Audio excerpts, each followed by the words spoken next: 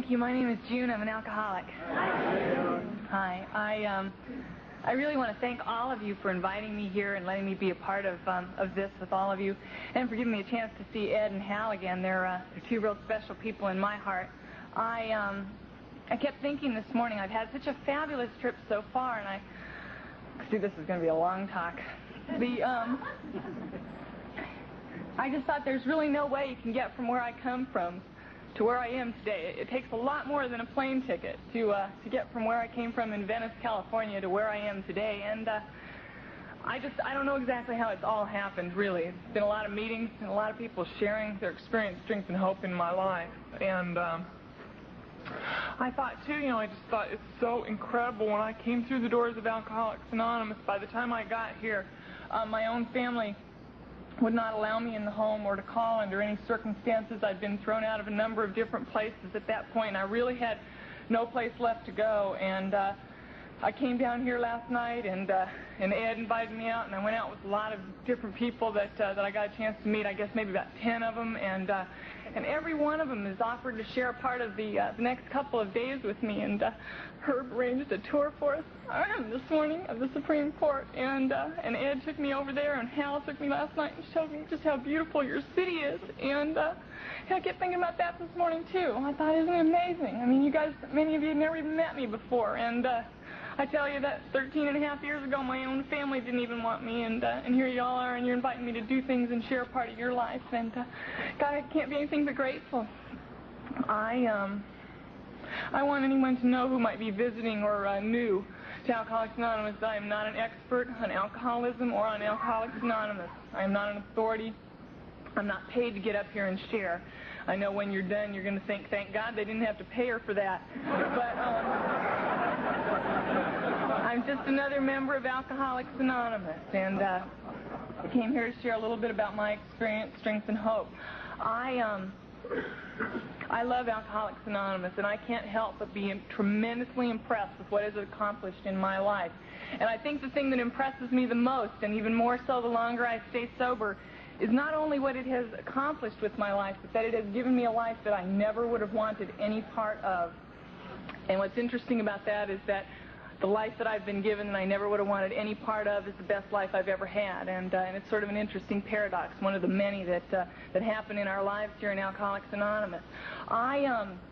I had an obsession before alcohol, and that obsession was with suicide. And it began at the age of 5 years old. And from the time that I was 5 years old until the time that I came through the doors of Alcoholics Anonymous, there wasn't one day in my life that I didn't do something to take my own life, put myself in a position where someone else would take my life, or pray to a God that I was slowly losing faith in to please take my life.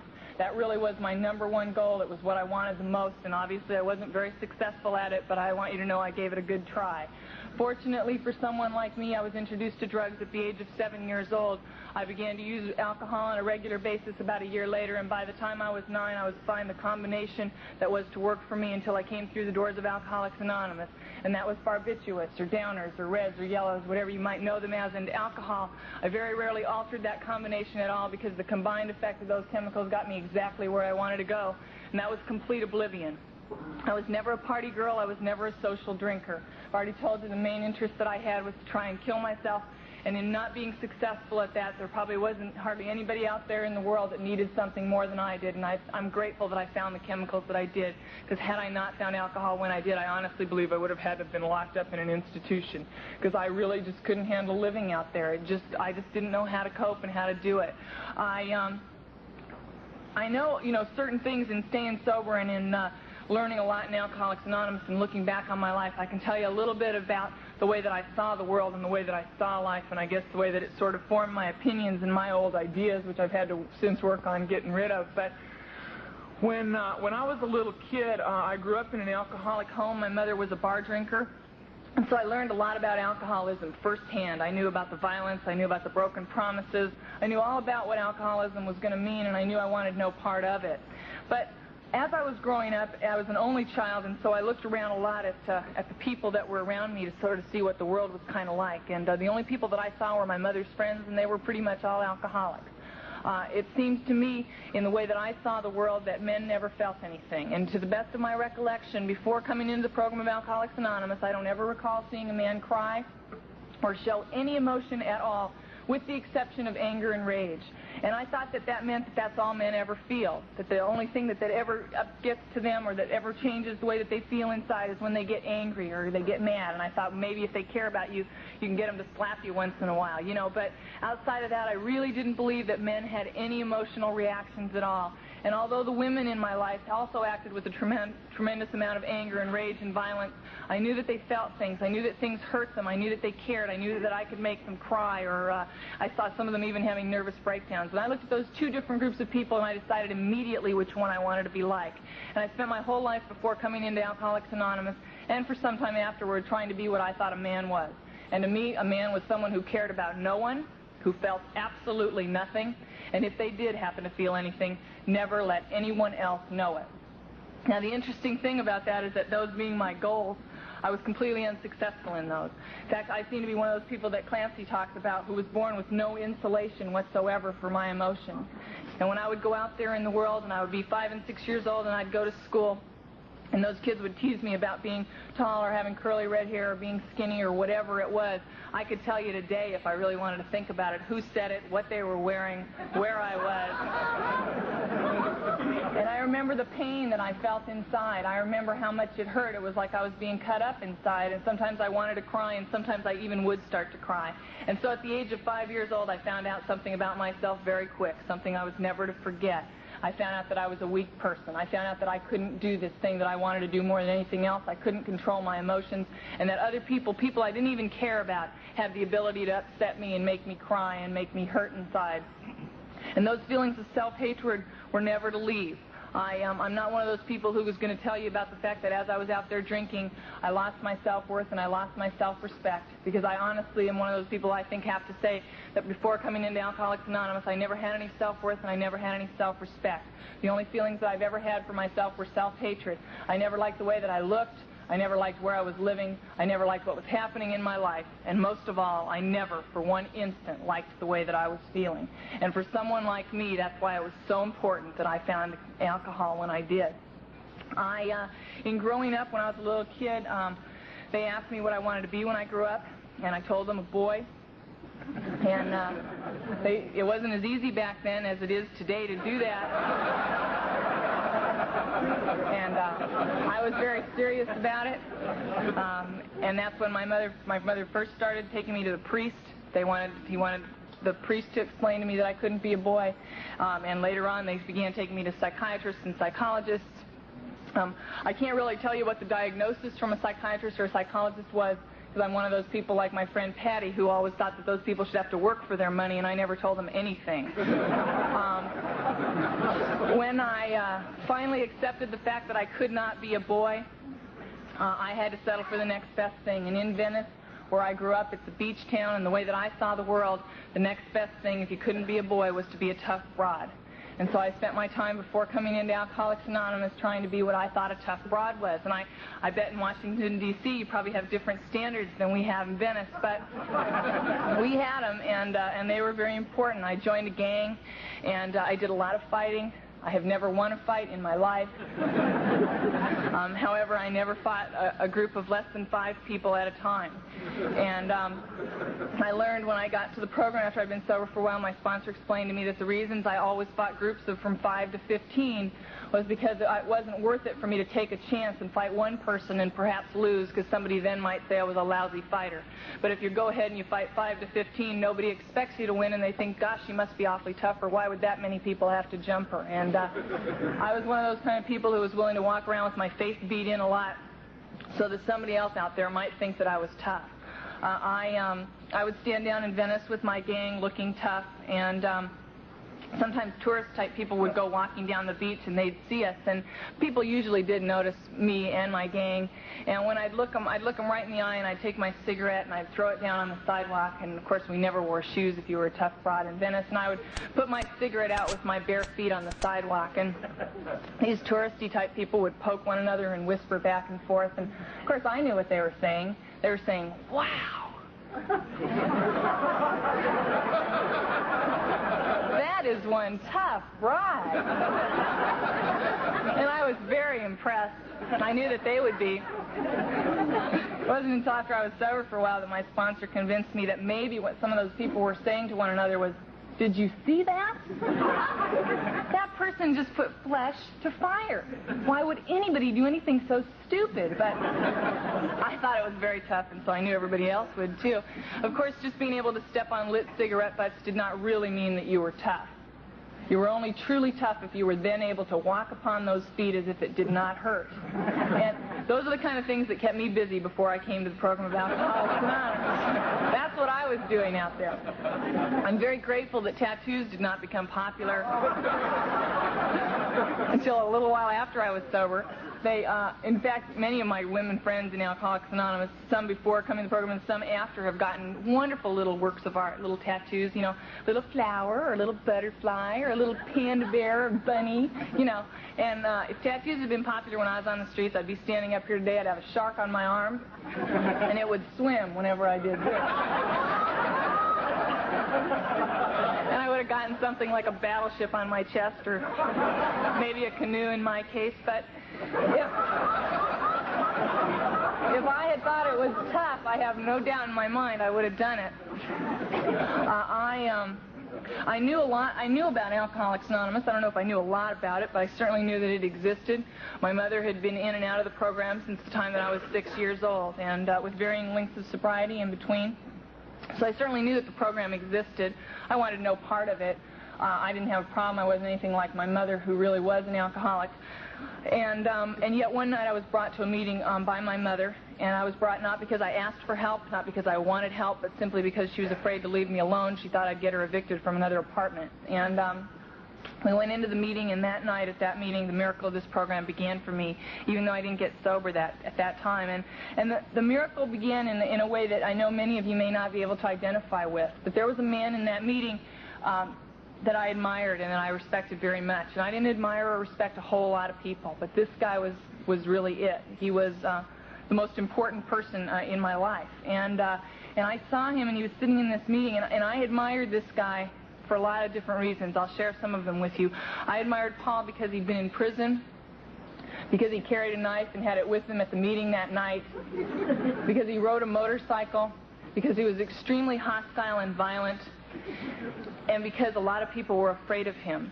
Now, if I had to tell you what I wanted in one sentence when I walked through the doors of Alcoholics Anonymous, what I really wanted out of life, I wanted the ability to be able to walk into a room full of strangers and have everyone there back away from me in terror. Now, when you're 87 pounds, that almost never happens. But this guy, Paul, was somebody I had seen. You know, he was a friend of my mom's, and I had seen him walk into bars, and I had seen him walk into parties. And I'd seen tables just clear so that he could have a seat. This guy had achieved everything I wanted. People were afraid of him. He'd done it. And he was sitting in a meeting of Alcoholics Anonymous. And it made a big impression on me that this guy had done everything I wanted to do and had it all, and he was sitting in this meeting. And I thought to myself, wow, I just never knew great people like this came to AA, you know? I thought it was for just weak people like my mom. And I went out and I got drunk the next night. And then I came back to some meetings of Alcoholics Anonymous. I did not raise my hand. I did not join. I just went to lots and lots of meetings, and I followed Paul around. And in between the meetings, Paul and I talked. And Paul was getting newly sober at that time, and he was going to lots and lots of meetings, so I did too. And in between, I explained to Paul all the reasons why I wasn't an alcoholic. I explained that I was too young, that I had my whole life ahead of me, that I wasn't anything like my mother, who really was an alcoholic, and I just sort of went on and on. I later found out that non-alcoholics don't have to spend any time trying to convince other people they're not alcoholics. They already know that. But Paul finally turned to me and he said, you know, June, they tell me in Alcoholics Anonymous that I can't diagnose anybody's disease but my own. He said, but in your case, I'm going to make an exception. He said, I've seen the way that you drink, and I happen to believe that if you don't come into the program of Alcoholics Anonymous and take what these people have to offer you, within a period of 6 months or less, you're going to be out on the streets, you're going to be shooting stuff, and you're going to be selling your ass. And I knew he wasn't trying to scare me. He wasn't trying to make up some story like maybe your teacher might do in high school. He was talking about facts. He was talking about things that had happened in his life. He was talking about things that had happened and were beginning to happen in mine. And I thought a little bit about what he said, but I did not want to join Alcoholics Anonymous. I did not want to join any organization that was allowing my mother to be a member. I found during this 2-week period of time that absolutely every choice but Alcoholics Anonymous was removed from my life. During this time, as I was going to meetings, I was living with my mother. By the time I got to the program of Alcoholics Anonymous, the only person that I hated more than my mother was myself. And in this period of time that I was living with her, I couldn't control the rage and the hatred that I felt for this woman, and I would attack her physically. And because she was sober at this time, she no longer felt guilty enough that she had to be subjected to my physical attacks, and she asked me to leave her home, and I did. My family hadn't spoken to me for 2 or 3 years. I was not allowed to call or come by under any circumstances, and I didn't bother to try. I had been in and thrown out of 6 foster homes at that point, and none of them would consider taking me back. And so at that time, I started to try and find an alcohol recovery or a drug recovery home that would take me. There weren't as many in the Los Angeles area, certainly, as there are today, but there were a few. None of them would take me, some because of my age and some just because of my attitude. And then I thought, well, you know what? Who needs all this stuff? Who needs this family stuff? And who needs these programs and everything? Nothing really matters to a tough broad except for your gang. And that's all I need. I just need my gang. That's the only thing that's really important. And then one day as I was walking down an alley, all 5 members of my own gang beat me up. And I found myself sitting in a meeting of Alcoholics Anonymous. I was 87 pounds. I didn't have any money. I didn't have any place to live. I didn't have any family that would speak to me. I didn't have any friends. I didn't have any food. I didn't have any shoes and wouldn't have worn them at that time if I'd had them. And I started to raise my hand in meetings of Alcoholics Anonymous. You can see where it was really a pretty clear choice. It wasn't like, would you like to go to Hawaii or join AA? It was pretty easy at that point. And when I started to raise my hand, there were some people, I think, in the program at that time who really weren't aware of the traditions of Alcoholics Anonymous. In particular, the 3rd tradition, the one that says the only requirement for AA membership is a desire to stop drinking. A tradition that has particular significance for me, but I think it really does for each and every one of us when we give it a little bit of thought. But that particular time, the reason I think maybe they didn't know about that tradition was when I started to go to meetings and raise my hand, some of the people came up to me after meetings and they told me that I was too young to be an alcoholic and that they didn't want a little kid sitting in their meetings while they talked about serious things. And they told me if I came back, they would throw me out. And I didn't know Alcoholics Anonymous had traditions and that they couldn't do that. I just figured Alcoholics Anonymous didn't want me either. And that didn't really surprise me because I didn't want me either. And I had it for a long, long time. And so I fell back on my number 1 answer. I went over to a friend of my mother's house. I went into the bathroom, which is the first place I went at anybody's house I ever visited. I found the kind of pills that I needed and I took an overdose.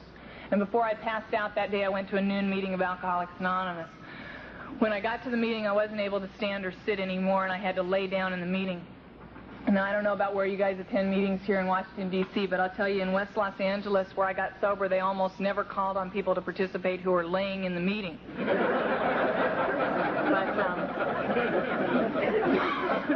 for some reason, that particular day, they called on me. I can't tell you really what I said. I think that they were able to tell that I had taken something I shouldn't have, and the next thing I woke up in a hospital and a doctor was giving me medication to make me throw up and explaining to me that the pills I had taken were to slow down my heart. And had I been there 5 or 10 minutes later, I would have been in a coma that they probably couldn't have brought me out of. And I really don't know why that overdose was any different than any of the others that I'd inflicted upon myself over the years. I just know that it was. I know that because since that time I haven't taken anything that affects me from the neck up, and that's how I personally define sobriety. If I continue to do that one day at a time, as I have been, I'll celebrate 14 years of continuous sobriety the 13th of July this year. I know really what I was trying to say in that meeting that day, no matter how incoherent what I actually said was. I think really what I was trying to say is, you know what, maybe I haven't gone as far as some of you people have. And then again, maybe I've gone just a little bit farther than some of you. But I don't really think that's the point here. Because the point is I don't have any place left to go. And I don't know if I want what you people have. I don't even know what you have. All I know is I can't stand what I've got anymore.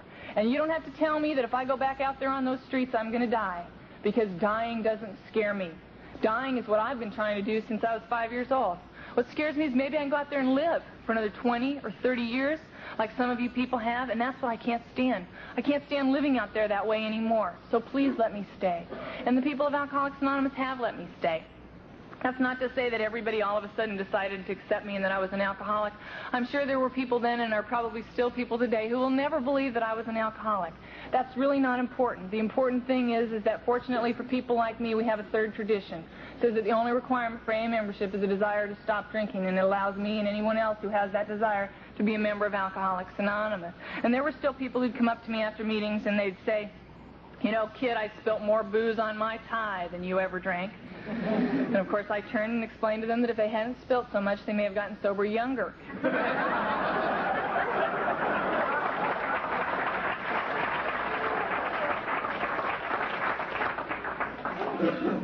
Now, it's interesting, as I stay sober, I have to, I guess, I am more and more grateful to the people who tolerated me when I was new.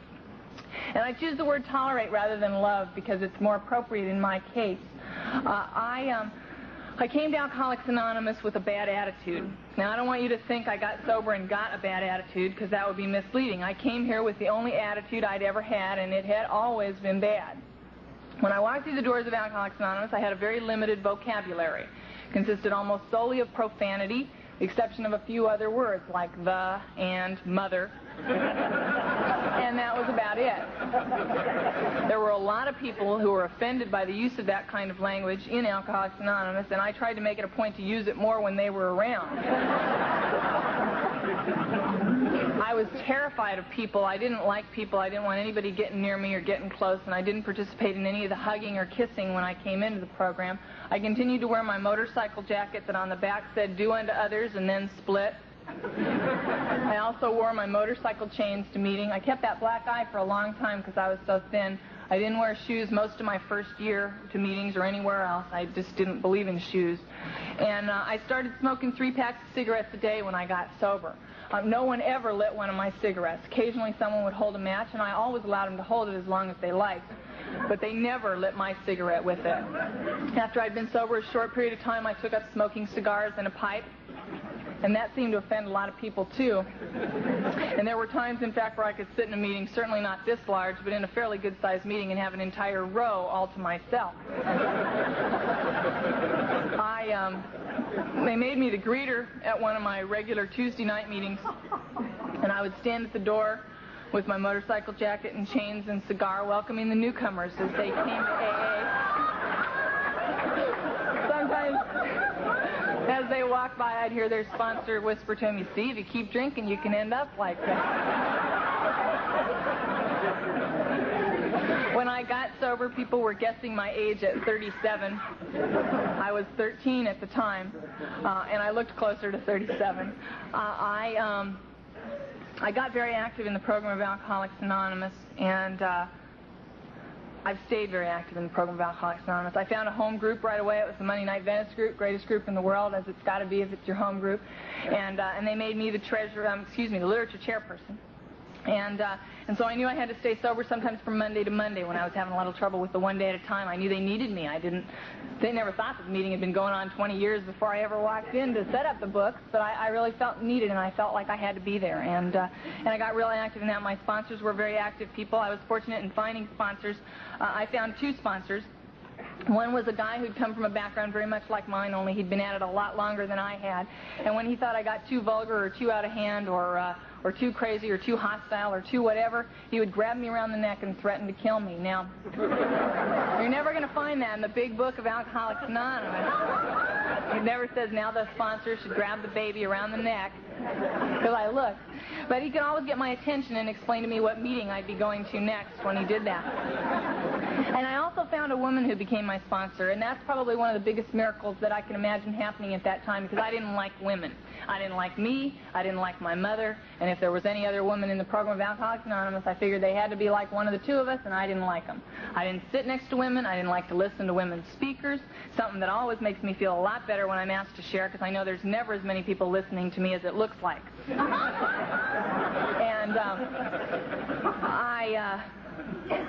I ended up, most of my first 2 years in Alcoholics Anonymous, I went to 21 meetings a week. And it seemed as though a woman named Gail Wilson spoke at about 18 of those meetings every week. And so I thought to myself, perhaps if I ask this woman to be my sponsor, I can find out where she's speaking, and then I won't have to go hear her all the time. And that's how I got a woman for a sponsor. Now, Gail and I were the type of people the big book was talking about when it says we are people who normally would not mix. Gail she was older than I was. She was from Kentucky.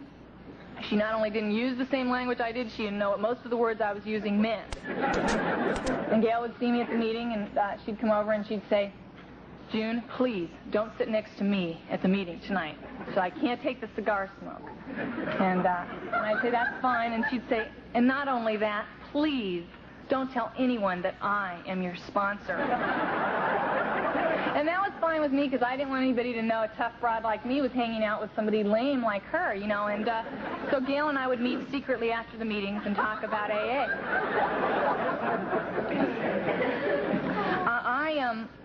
I had been stealing longer than I'd been drinking, and stealing was a big thing. It was a very important part of my life. It was one of the few things I thought I was good at, although I was certainly losing my abilities because I was getting caught more and more as the time was coming for me to come into the program of Alcoholics Anonymous. And when I got to the program, the Monday Night Venice Group secretary used to stand up and say, now, the most important thing you're going to do here tonight if you're new is you got to get the big book of Alcoholics Anonymous. We're going to sell it to you for exactly our cost. We're not trying to make any money on it. If you don't have enough money, you can talk to the literature person. And we're going to make liberal credit arrangements for you. We're going to have nothing down and nothing a week until you get on your feet, and then you can pay for it then. There's no hurry. You just got to get that book. And then they'd throw in at my group, not all the groups, but just mine pretty much. They'd say, and if you're too afraid to talk to somebody or you don't want to talk to somebody, you just steal it. And I thought about that. I'd been stealing longer than I'd been drinking. And as far as I was concerned, those were two unrelated activities. I saw no reason to stop one just because I was stopping the other. But I did think that maybe if I stole the big book from an AA meeting, it would jinx my sobriety.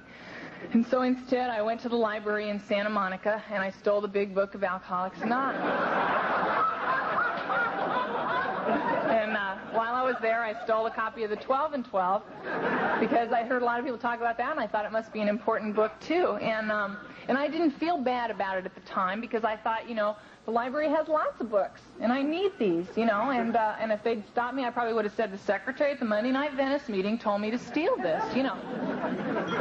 I was sober a couple of years when I realized that I really wasn't comfortable with the fact that I'd stolen these books. And I honestly don't think it was, I don't remember somebody telling me that. I was just, at that point, I was trying to work on my amends, and I was realizing that not only had I stolen those two books, but I had stolen about 50 others over the years. I had them all in my closet, great classics like Misty the Seahorse. We were talking about that last night.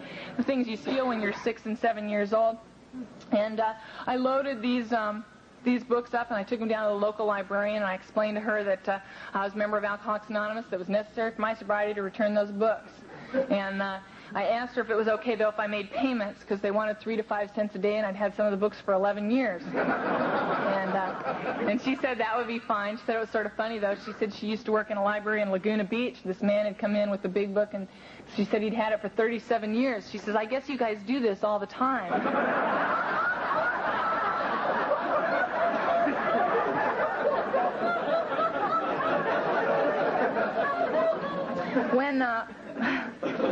When I got sober in the program of Alcoholics Anonymous, I had a 7th grade education. I had dropped out of school, and I was unable and unwilling to go back to school. And instead, I got a job. I was very fortunate. I found an apartment that somebody was using but was out of town, and so I was able to rent it for $35 a month. And I moved into that apartment, and I got myself a job working at an answering service. And it was an interesting job. If they weren't nice to me, I just hung up on them. I was always surprised I never got fired, you know, but I did that job, and it was great because of the flexibility of the hours. There was a graveyard shift, and there was a split shift, and there was all these different shifts, and so I could just run out in the middle of, you know, my shift and go to a meeting and then come back and just work a little extra at the other end or whatever. And it was the perfect job for someone like me. I did that for most of the first couple of years that I was sober. And at the end of that period of time, I got an opportunity to go to a business college and learn how to be a secretary. If there's anything in my life I never wanted to be, it was a secretary. It was just not the kind of thing that tough broads did, but it was something that my sponsor told me I was going to try. And I did. I went to this school. I started out typing 17 words a minute with 9 errors. I stayed there. I typed 1 day at a time for 14 months. And at the end of that time, I was typing 37 words a minute with 19 errors.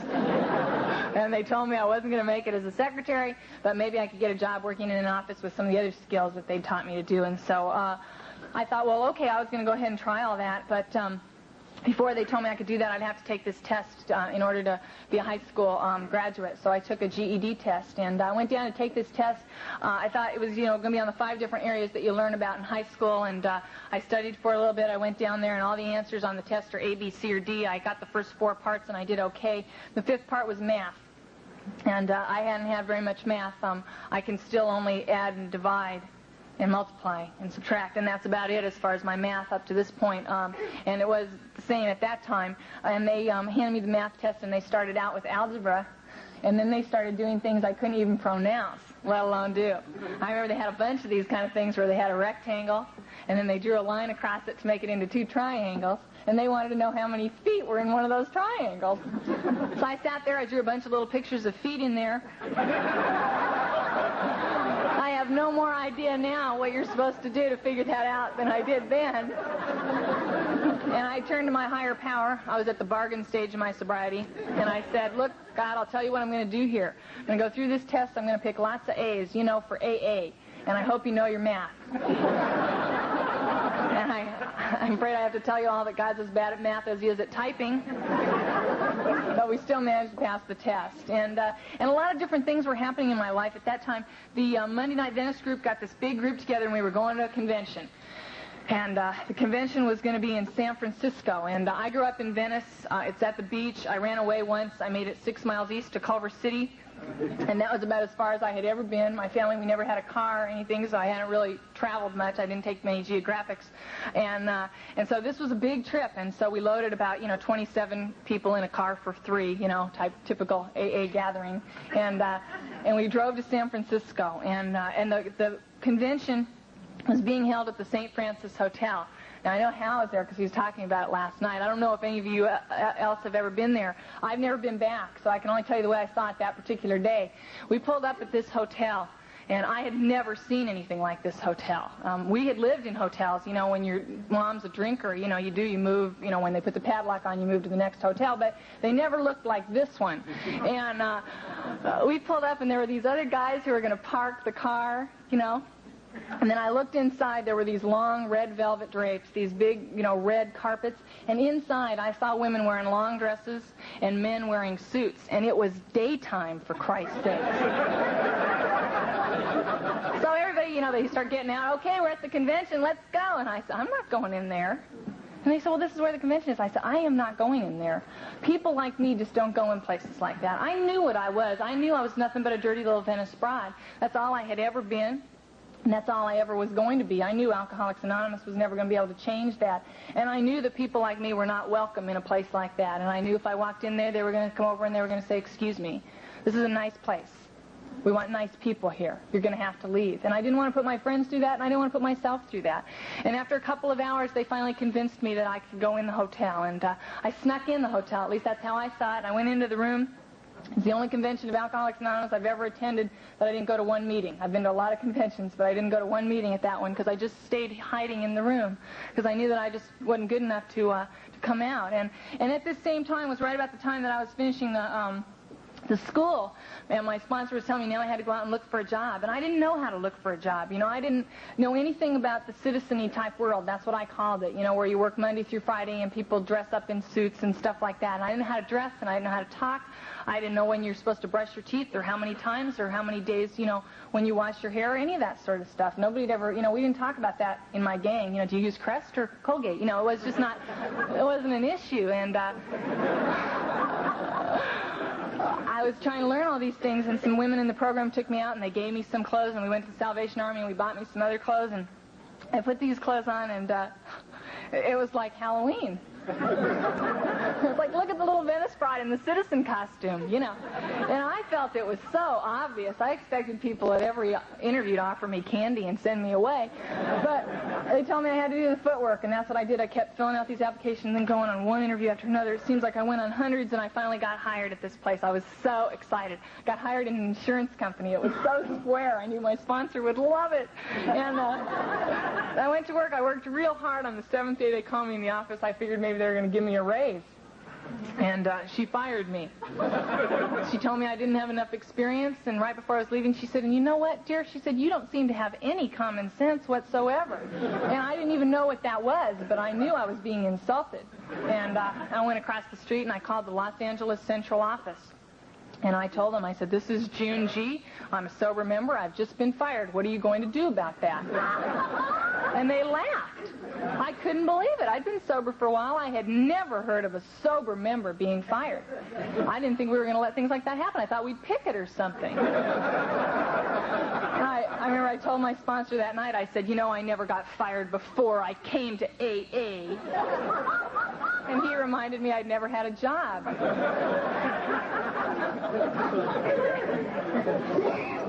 After I got fired, it was time for me to go out and look for another job, and that certainly didn't help my self-confidence a lot. I put my costume on and went out looking again, and one day I found myself filling out an application in a bank, which I thought was just hysterical. I'd never been in a bank, and I'd been a thief all my life. I just thought it was sort of funny. As I was filling out the application, it gets to this one part, and it says, due to the fact that as a bank employee it's necessary that you be bonded, we're going to do a thorough background check.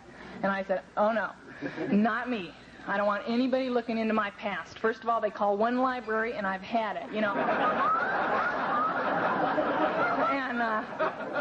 And then I thought about what they said about doing the footwork, and so I went ahead and I turned in this application, and I got called back on a series of interviews, and not only did they hire me to work in the bank, they put me to work in the vault. And I didn't even know if the program worked that good. But it did. I didn't steal anything when I worked there. And after I worked there for a while, I ended up getting laid off. And in the time that I'd been working there full-time, I was taking a class at night at the City College. And when I got laid off, I ended up getting a job working in the cafeteria at the school and taking some more classes. And I started to go to school full-time. And not really for any reason that at least that I can remember, but just trying to go and trying to do it one day at a time. And at the end of, I think it was closer to 3 years, maybe 2.5, they called me in the office at the school, and they said that I'd completed the requirements for what they called an AA degree in college. And I thought that was a nice name for a degree. And when I was going up there, and they had the ceremony, both my sponsors came and some members of my family and a couple sets of foster parents came, and I had the cap and the gown on. I'd never worn that before, and as I was walking up to get my gown, they were announcing that I was graduating third in my class out of 485 students. And all I could think about at that time was, when I used to be the greeter at the meeting, they used to have me stand there and somebody would walk up and say, hi, I'm Mary, and I'd say, hi, I'm June, and somebody else would walk up and say, hi, I'm Kathy, and I'd say, hi, I'm Mary, because I could never remember which name was mine after I heard so many. And although I had known how to read, when I got to the program of Alcoholics Anonymous, I would try and read the big book, and I couldn't carry a whole sentence in my mind all at once. It was probably close to a year. Do you need to make an announcement, sir? No, I just want to... Okay. You're okay. Okay. When I would walking up there, that's what I was thinking about, how I used to not be able to read a whole sentence and keep all those words, and how I never tried to be third, in the class. It was nothing I wanted. Believe me, when I walked through the doors of Alcoholics Anonymous, if they'd asked me whether I wanted a switchblade or a college degree, it would have been a very easy choice. It was just not even on my list. And yet it was something that I was happy about being able to do. And that I knew Alcoholics Anonymous was the only thing that could have made something possible like that in my life. I went ahead and I continued with school. And I did that one day at a time, and 2 years later I graduated from the university. Somewhere along the line I'd come about this dream, and I don't know if I'd always had it and I'd forgotten it, or whether I got it after I got sober. I honestly don't know, really.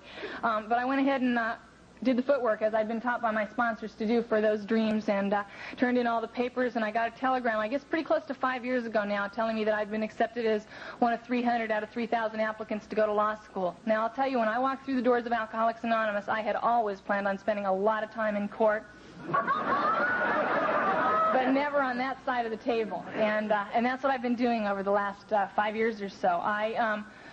I started law school, and it was one of the hardest things that I've ever done, and hard in a lot of different ways. I still had to work on my image and thinking about and trying to learn in the program that I was just one of God's kids. I wasn't any better or any worse than anybody else, and that meant nobody else there was any better or any worse than me either. And trying to remind myself of that, and it wasn't always easy. You know, there were a lot of times where I started thinking I'm not good enough, I'm not smart enough, I'm not dressed right, or whatever it was. And I had to just try and get back to the real simple spiritual principles of this program. And when I'm able to do that, I find that I'm an awful lot happier in my life.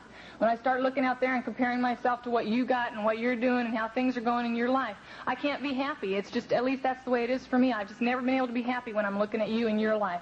If I'm only looking at mine and where I came from. That's what's so important for me about Alcoholics Anonymous. I'm one of those people, I believe, that without Alcoholics Anonymous, and sometimes even with it, I have the gratitude span of an ant.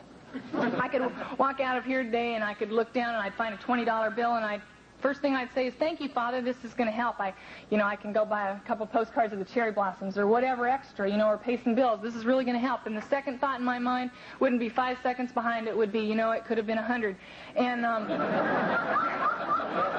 it's just the way that I am, and that's why it's so important I stay close to Alcoholics Anonymous, so I remember where I came from and where I should be. I went ahead and I went to law school, and I tried to do that one day at a time, and I had a lot of doubts.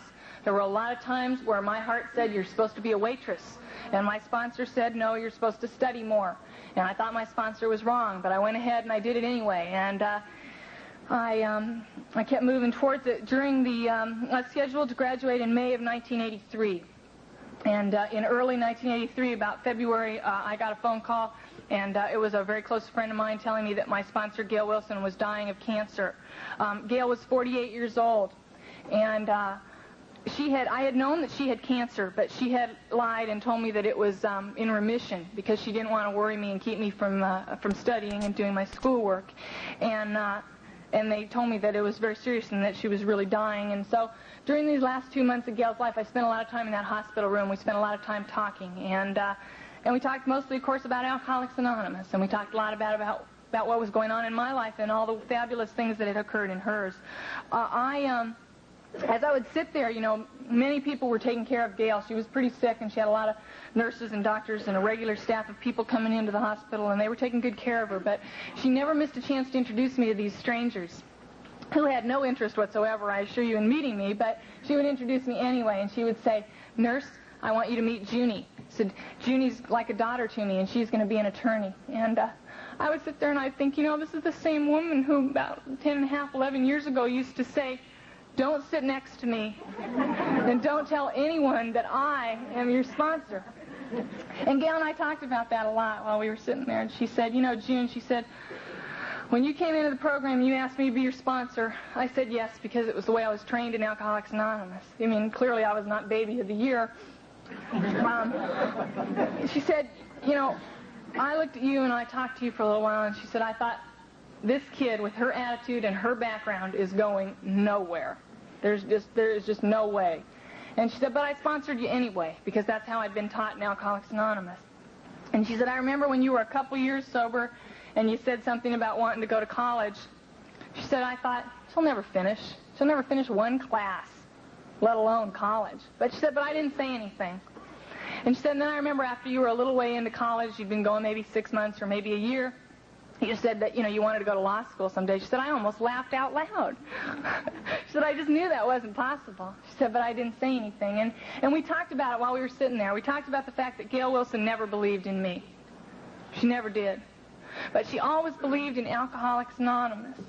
She always knew that Alcoholics Anonymous could accomplish things in her life that just couldn't happen any other way. Gail did pass away. She passed away in April. And I went ahead and I graduated in May. And I graduated from law school. And I'm sure all of you know, but in case any of you don't, I didn't really understand what happens. Once you graduate from law school, you still have to practice, pass the bar in whatever state you're interested in taking it in. And so I picked California naturally, and I began to study for the California bar exam. And I studied very hard. I gave it every effort I possibly could. Went to lots and lots of meetings. I tried to keep a good spiritual foundation in my life, and I tried to do everything that the teachers instructed us to do.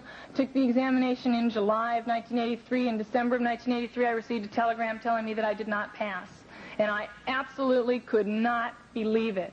I had enough money in the bank to pay my rent, for December, and that was it. I didn't have any more money. I had many $1,000s worth of loans that beginning due December 1st that they wanted their first payment. And I just didn't understand. I just thought this just can't be. And the way I saw it and the way I looked at that telegram was it was God writing me a letter saying you're not supposed to be a lawyer. You've got to be a waitress. And I went out with two of my best friends, and they told me that it meant, no, you have to take the exam again. And I knew they were wrong. I thought, what the hell, and I borrowed some more money. At that point, it didn't really matter. And I went ahead and I took the examination again. And I studied as hard as I possibly could, and I did everything that was asked of me, and I went to lots and lots of meetings. And in June of 1984, I received a telegram telling me that I did pass the exam. And I'll tell you, having had both telegrams, I liked that one better. And I guarantee you my spiritual program was much better when I passed than it was the first time around. The interesting thing is when you get this letter that tells you that you've passed, there's still another thing you have to do before you can actually practice. You have to be sworn in. It's really just another way of getting a couple $100 from you, but the letter was there, and it said that my swearing-in ceremony would take place on June the 13th of that year, and that was Gail Wilson's AA birthday. She would have been 21 years sober that year if she had lived, and sometimes I think maybe that's why I didn't pass the first time, maybe so that I could celebrate it on a day that meant so much to Gail. I'll tell you, in being sober in Alcoholics Anonymous, my life hasn't really been a pink cloud. And I know sometimes when I share, I'm talking so much about the perspective of where I came from to where I am, that sometimes I think maybe it does sound like it's been a pink cloud. I don't really want to mislead anyone here who's new or going through one of those hard times. I think all of us have it. I think it's just a part of life, and the important thing I've learned in Alcoholics Anonymous is there is not an experience yet that I have had or I'm going to have that there isn't someone else in Alcoholics Anonymous somewhere that has had and stayed sober through.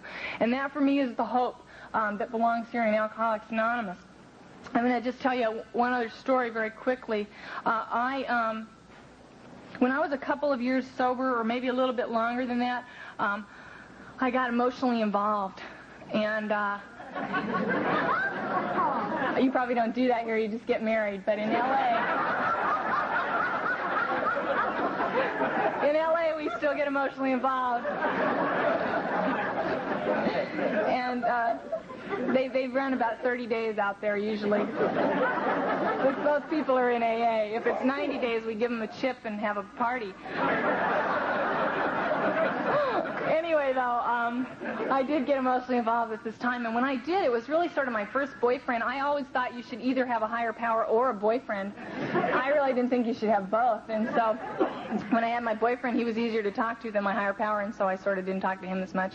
And anyway, and I was working with my boyfriend and stuff, and then we broke up. He left me for a younger woman. And when I was sitting there that day, I was thinking, and I just thought, AA is not going to work, because that pain started coming. I mean, you got to know from the kind of person I've told you that I was, that I never waited around for pain. I never got in any situations that could possibly cause you emotional pain. And I had learned from experience I would much rather have you punch me in the face than call me a name or try and hurt me emotionally. And that was sort of how I tried to direct my life while I was out there. And as I sat there that day, I started feeling pain like I hadn't felt ever before, and I didn't want to feel it. And I started to think maybe AA couldn't work for me, because I had never been able to cope with pain like that. And so I started to think maybe I was going to have to kill myself even though I was in AA. And as I was sitting there thinking about killing myself, the knock came at my door, and I went over to the door, and there was this guy named Bob. And I went over and I said, "How you doing, Bob?" And he says, "Okay, are you ready to go tonight?" And I said, "Go where?" And he said, "Well, remember about 3 weeks ago I told you that Central Office had asked us to go over to this high school and talk to them a little bit about Alcoholics Anonymous, and you said you'd go with me." And I said, "Bob, I'll tell you, experience, strength, and hope I really don't have right now. I was just going to go kill myself." And he said, "Oh, have you had dinner?" And I said, "Well, no." He said, "Well, I'll tell you what." He said, "Why don't we go? We'll get something to eat." He said, "We'll go over to the high school." He says, "I'll just talk for a little while. You don't have to say anything." He says, "And then I'll bring you home and you can kill yourself." And I said, "Okay." And so we went out, and during the evening I wouldn't talk to Bob at all. because I was in too much pain. And, you know, if you start talking to somebody else, you can forget how much it's hurting. So in order to really be in pain, you have to concentrate on pain. And so that's what I was doing on the way over to this high school. I was feeling the pain and thinking about the pain and thinking not only of this pain, but knowing not only had this guy left, but there would never be anyone else. And you have to concentrate to feel that. You don't just say that. You have to feel it. So I was working on that very hard. We got to the high school, and as we were walking into the room, this girl who I'd never seen before came up to me in the parking lot and said, "Excuse me, do you know where room 214 is?" And I said, "No." She said, "Well, could you help me find it?" And I thought, well, I'm going to lose my place if I do. But I went ahead and I took her around the school and got her lost. And as we were walking around the school, she said, "What kind of class are you taking here tonight?" I said, "Well, I'm not really taking a class. I came here kind of to talk a little bit about alcoholism." And she said, "Really, for it or against it?" And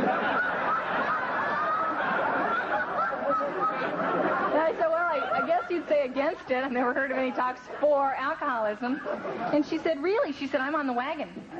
And I said, "That's great." I said, "I've known a lot of people on the wagon. They usually fall off, but I think that's great for you." And she said, "Well, why would you be giving that kind of a talk?" And I said, "Because I'm an alcoholic, and I stay sober one day at a time through a program called Alcoholics Anonymous. Would you like to go to a meeting sometime?" And she said, yes, she would. Obviously, I couldn't go home and kill myself. She'd think AA didn't work. And the next night, I took Kay to meetings, and I took her to several meetings, and Kay didn't stay sober, but I did. Although Kay is, I think she's going to be 11 years sober in August this year. I learned something then, and it's not a lesson that I remember constantly. It's one that I've had to be reminded of several times in the years that I've been sober. But it talks about in the big book, in the very first lines of the chapter, working with others. When all else fails, try working with another alcoholic. When all else fails in my life, all I can usually think of is it's all failing. It's all just failing. And fortunately for me, my higher power or my sponsors or my friends have always managed to direct me so that I can find someone else and remember where I came from and do what it suggests in the big book. If you're new or in one of those dark hallways that all of us seem to have in our sobriety and in our lives, I hope that you'll keep coming back. I hope that you'll wait for the miracle that's going to happen in your life. I have no idea what the miracle is going to be in your life. I've been more than surprised at those that have happened in mine. But I'll tell you, if you do keep coming back and you don't give up, it's going to happen. You're going to find that what the promises say in the big book, where it says we will be amazed before we are halfway through, is really going to come true for you. Maybe not every day, but it really is. You're going to look around and you're just going to say, I have no reason to believe I'm anywhere near halfway through, and I have to say I'm amazed. Thank you so much for letting me be a part of your week.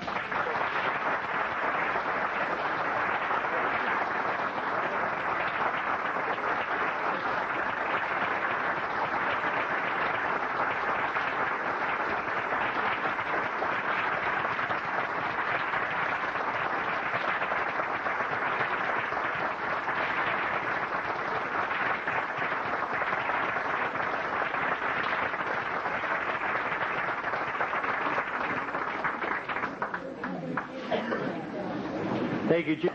If this thing has a downside, it's the 1986 Congressional Luncheon is over. But I feel that I know I will, and you too will. You got something to carry until next year, at least for the rest of the afternoon and for the time.